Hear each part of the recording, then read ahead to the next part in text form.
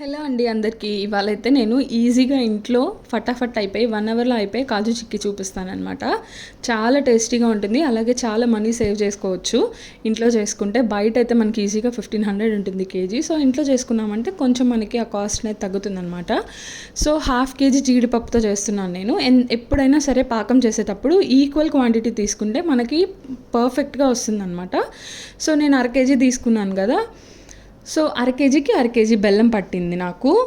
So కొంచెం తక్కువ ఉందనేసి నేను ఒక 1/2 గ్లాస్ అయితే షుగర్ వేసాను. పర్వాలేదు, మీ దగ్గర బెల్లం ఉంటే మొత్తం బెల్లం వేసుకోండి.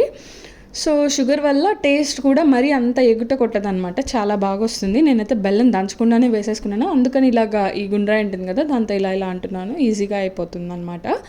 సో మధ్యలో మనము పాకం పొంగొస్తుంది కదా ఇలాగా. సో ఆ పొంగొచ్చిన తర్వాత మనకి ఒక 10 మినిట్స్కి మనకైతే పాకం రెడీ అయిపోతుంది.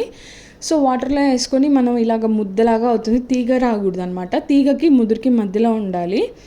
సో ఇలాగా ఫోల్డ్ అయినాక మనం కింద వేసి కొడితే మనకు టక్కని సౌండ్ రావాలి. అరిసెల పాకం తీస్తాం కదా, దానికంటే కొంచెం తక్కువ తీసుకోవాలన్నమాట. మరి అరిసెల పాకం అయితే విరిగిపోయినట్టు వస్తుందన్నమాట. సో నెక్స్ట్ ఆ జీడిపప్పు అంతా ఎత్తి దీంట్లో పోసేసుకోవాలి. మొత్తం నీట్గా మిక్స్ చేసుకోవాలి ఒక 5 to 6 మినిట్స్. పైనుంచి కింద దాకా పాకం అంతా జీడిపప్పుకి ఈక్వల్గా పట్టేలాగా. ఆ తర్వాత మనం నెయ్యి అప్లై చేసి ఒక ప్లేట్ పెట్టుకోవాలి ముందుగానే. ఆ ప్లేట్లో కానీ మనం వేసుకొని ఆ తర్వాత తీసామంటే ఒక 1/2 అవర్కి చాలా టేస్టీగా వస్తుంది. ట్రై చేసి ఎలా ఉందో కామెంట్ చేయండి.